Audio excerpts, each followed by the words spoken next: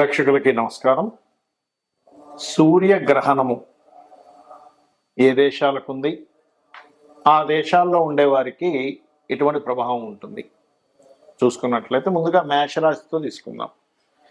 మేషరాశి వారికి సూర్యగ్రహణ ప్రభావం కనుక చూసుకుంటే 4వ భావంలో అమావాస్య పడుతుంది, కానీ అక్కడ రాహుకేతుడు ఉండట్లే. కేతు చూస్తేనేమో సింహరాశిలో ఉంటాడు. కానీ డిగ్రీస్ చూసుకుంటే ఎప్పుడైతే మనకి చూడడానికి ఇదేంటి ఈ గ్రహం ఎలా వస్తుంది ఏంటి అనిపిస్తూ ఉంటుంది, కానీ చూడడానికి ఏంటంటే పంచమంలో కేతువు, లాభంలో రాహువు, కానీ చతుర్థ భావంలో అమావాస్య యోగం. ఎప్పుడైనా సరే సూర్యగ్రహణం అమావాస్యకు వస్తూ ఉంటుంది. అయితే ఈ గ్రహణ ప్రభావం వల్ల మీరు చేసుకోవాల్సింది ఏమిటి, ఏ దేవతారాధన చేయాలనేటువంటి అంశాలు చెప్తుంది నేనైనప్పటికీ చెప్పిస్తుంది సాక్షాత్ లలిత అమ్మవారిగా భావిస్తూ ఆ లలితాంబిక అమ్మవారి యొక్క అనుగ్రహం మీకు పరిపూర్ణంగా కలగాలని మనస్ఫూర్తిగా కోరుకుంటూ, చతుర్థ భావంలో గ్రహణం పట్టేటప్పుడు ప్రధానంగా అంటే గ్రహణానికి ముందు, గ్రహణం తర్వాత, ముఖ్యంగా గ్రహణం తర్వాత 41 రోజుల వరకు మేషము వారు ఎటువంటి ప్రాపర్టీస్ తీసుకోకూడదు. Point number 1. రెండవది, మేషం వారికి ప్రధానంగా ఈ ఫలానా విషయంలో నిందపడతాము, ఈ పని చేయడం వల్ల అనుకునేటువంటి జోలికి వెళ్ళకూడదు.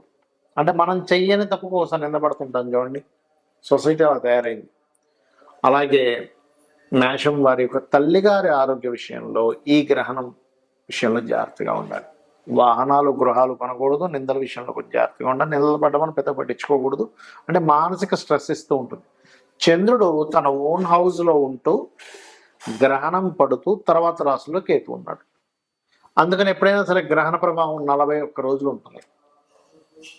మరి దీనికి పరిహారం ఏంటి, ఏం చేయాలి? ఎక్కువగా మెడిటేషన్ చేయాలి 4వ భావంలో జరుగుతున్నది. రెండవది, దానం ఇచ్చేటప్పుడు అంటే మనకి 12వ తేదీ రాత్రి నుంచి 13వ తేదీ పొద్దున్న వరకు ఈ సూర్యగ్రహణం ఉంటుంది. కాబట్టి దీనికి దానం ఏమిటి అని చెప్పి చూసుకున్నట్లయితే, దానము పర్టికులర్గా మీరు బియ్యము, గోధుమలు, మినుములు, ఉలవలు ఈ 4 దానం ఇవ్వండి. అదేవిధంగా నువ్వులు కూడా ఇస్తే ఇంకా మంచిది. ఒక వెండి గిన్నె, ఇత్తడి గిన్నె, అందులో కొంత నెయ్యి వేసి కూడా ఇస్తే మంచిది. అయితే ఎప్పుడు కూడా గ్రహణ సమయంలో మనం జపం చేసుకుంటే చాలా మంచిది అంటుంటాం. మరి మీ మేషరాశి వారు ఏ గ్రహ జపం చేయాలి? పంచమంలో కేతు ఉన్నాడు కాబట్టి, పంచమాధిపతి రవి అయ్యాడు కాబట్టి, ఆ రవి, చంద్రుడు, గురువు, బుధుడు కలిసి ఉంటున్నారు 4వ భావంలో గ్రహణ సమయానికి. కాబట్టి మీరు ఎక్కువగా గణపతి యొక్క ఆరాధన. ఇండియాలో మనకి గ్రహణం లేదు, వేరే దేశాల్లో ఉంది. అయితే ఆ దేశాలు ఏంటో కూడా చెప్తాను. అయితే మీరు గణపతి ఆరాధన, సూర్యుడికి సంబంధించిన మంత్రం కనుక చేసినట్లయితే అన్ని విధాలా బాగుంటుంది. అయితే ఇది ఏ దేశాల్లో ఉంది గ్రహణము అని చెప్పి చూసుకున్నట్లయితే మనకి గ్రీన్లాండ్, అదేవిధంగా నార్త్ రష్యా, స్పెయిన్, ఐలాండు, ఈ దేశాల్లో ఉంది.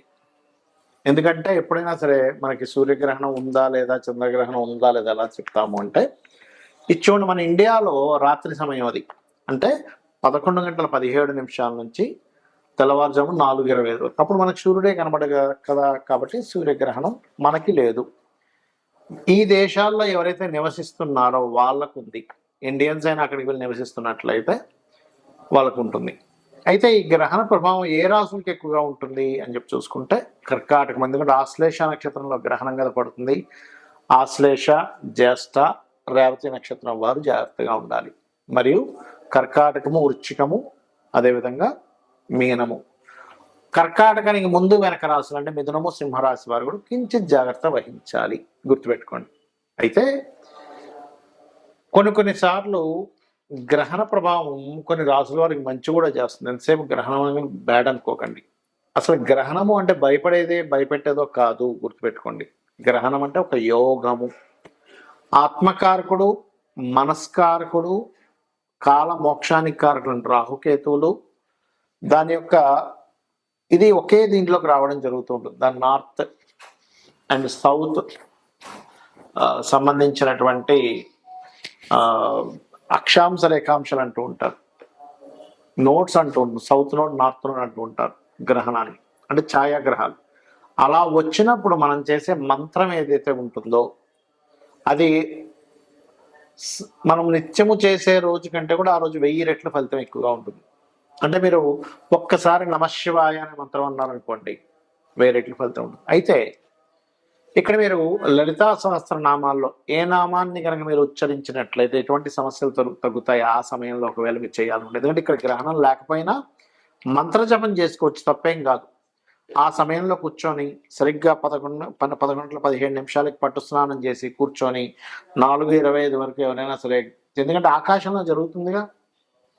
ఇప్పుడు మనిషి జన్మించినప్పుడు కూడా గ్రహం అటువైపు ఉంది అనుకోండి, భూమికి ఇటువైపు ఉన్నవాడికి ఆ గ్రహ ప్రభావం ఉంటుంది కదా. కాబట్టి ఇక్కడ ఈ స్త్రీలు గర్భవతులు ఏమి పాటించాల్సిన అవసరం లేదు, ఆహార వ్యవహారాల విషయాల్లో ఏం పాటించాల్సిన అవసరం లేదు ఇండియాలో ఉండేటువంటి వారికి. కాకపోతే జపం చేసుకోవచ్చు, దానివల్ల బోల్డంత బలం ఉంటుంది. ఇప్పుడు వివాహం అవ్వట్లేదు అనుకుంటున్నారు అనుకోండి, అప్పుడు ఓం కామేశబద్ధ మాంగళ్య సూత్ర శోభిత కందరాయ నమః నమ్మకంగా చేయండి, ఖచ్చితంగా పనిచేస్తుంది. లేదంటే వివాహం అయింది, వివాహ జీవితం బాలేదు, ఓం శివకామేశ్వరాంకస్తా శివా స్వాధీన వల్లభాయ నమః. అంటే ధనానికి లోటు ఉంది, ధనం రావట్లేదు అనుకునేటువంటి వారు ఓం సంపత్కరీ సమారూఢ సింధుర బ్రజ సేవితాయ నమః, ఓం ధర్మాధ్యక్ష ధనాధ్యక్ష ధనధాన్య వివర్ధనే నమః కూడా చేసుకోవచ్చు. అలా కాదు, అప్పులు ఉన్నాయి, ఇవాళ రేపు మనం చూసుకుంటే అప్పులు ఎక్కువగా ఉంటున్నాయి జనాలకి, అలాంటప్పుడు ఓం అపర్ణాయ నమః అనే మంత్రం చేసుకోవచ్చు. అలా కాదండి, మాకు వ్యాపార సంబంధించినటువంటి అంశాల్లో ఇబ్బంది వస్తుంది, వ్యాపారం పరంగా మేము చాలా ఇబ్బంది పడుతున్నాము అని అనుకునేటువంటి వారు ప్రధానంగా మీరు చేయవలసింది ఓం ఇంద్రగోప పరిక్షిప్త స్మరతూనా భజంగికాయ నమః అనే మంత్రం చేసుకోండి. ఇలా మీరు కనుక చేసుకున్నట్లయితే ఖచ్చితంగా మీకు బాగుంటుంది, అందులో ఎటువంటి సందేహం లేదు.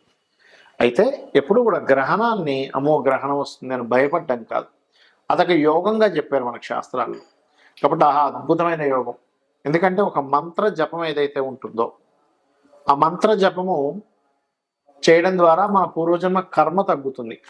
ఎప్పుడైతే పూర్వజన్మ కర్మ తగ్గుతుందో మీకు ఆటోమేటిక్గా అన్నీ బాగుంటూ ఉంటాయి. కొంతమంది హెల్త్ ఇష్యూస్ ఉంటాయి చూడండి, అలాంటప్పుడు హెల్త్ ఇష్యూస్ ఉన్నప్పుడు ఏంటంటే ప్రధానంగా ఓం సర్వవ్యాధి ప్రశమని సర్వమృత్యు నివారిణి అగ్రగణ్యా చింత్య రూప కలికర్మశనాశిని. ఇప్పుడు నేను ఒక్కొక్క రాశికి ఒకటి చెప్పుకుంటూ వచ్చాను. ఆ రాశి వారు ముఖ్యంగా గ్రహణం రోజు నుంచి 41 రోజులు ఆ యొక్క విషయాల్లో జాగ్రత్తగా ఉండాలి. 41 రోజులు, లేదా ఒక్కరోజు కాదు. అదేవిధంగా దానాలు ఏమి ఇవ్వాలో చెప్పాను నేను మీకు. మరొక విషయం ఏంటంటే, ఏమండి నాకు రాశి తెలియదు, ఏమీ తెలియదండి, కానీ గ్రహణ ప్రభావం నా మీద ఉంటుందా అంటే మీరు ఆ సమయంలో మీ ఇష్టదైవాన్ని స్మరించుకోండి, సరిపోతుంది. రాశి తెలియదు అన్నప్పుడు పేరుతో చూసుకోవడం, పేరుతో చూసి గ్రహణం పడుతుంది అనుకోవడం అనేటువంటిది కరెక్ట్ కాదు. మీ జన్మ వివరాలు సరిగ్గా ఉంటే అప్పుడు మాత్రమే మీ గ్రహణం లగ్నం నుంచి కానీ రాశి నుంచి కానీ ఎక్కడ పడుతుంది, దానివల్ల కలిగే ఫలితాలు ఏమంటాయి చూసుకోవాలి, గుర్తుపెట్టుకోండి.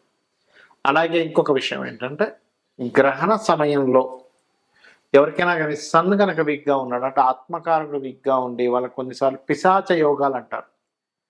అంటే చూడండి, కొన్నిసార్లు నిర్మానుషమైన ప్రదేశాలు వెళ్ళినప్పుడు వాళ్ళు భయపడతారు, లేకపోతే ఏదైనా రోడ్డు మీద వేసినటువంటి నిమ్మకాయలు పసుపు కొమ్ము లాంటివి తొక్కడం జరుగుతుంది, లేకపోతే మిట్ట మధ్యాహ్నం కూడా వెళ్ళకూడదని చెప్తూ ఉంటారు మన శాస్త్రంలో. అంటే సరిగ్గా 12 గంటలు బయలుదేరకరా బయటికి వెళ్ళకరా అంటూ ఉంటారు. లేదా సరిగ్గా అర్ధరాత్రిప్పుడు చీకటిగా ఉన్నప్పుడు అమావాస్య సమయాల్లో, ఎందుకంటే ఇది అమావాస్య. ఈ అమావాస్య నాడు మన ఇండియాలో అయినా ఫారిన్ కంట్రీస్లో అయినా ఈ గ్రహణం కరెక్ట్గా మనకు అర్ధరాత్రి సమయంలో 11:15 నుంచి 4:25 మధ్యలో పడుతుంది. కాబట్టి దయచేసి బయట నిర్మానుషమైన ప్రదేశాలకు వెళ్ళకండి. ఇక్కడ కొన్ని నెగటివ్ ఎనర్జీస్కి శక్తి పెరుగుతుంది, దాని ద్వారా మీరు అనవసరంగా ఇబ్బంది పడతారు. శ్రీమాత్రే నమః.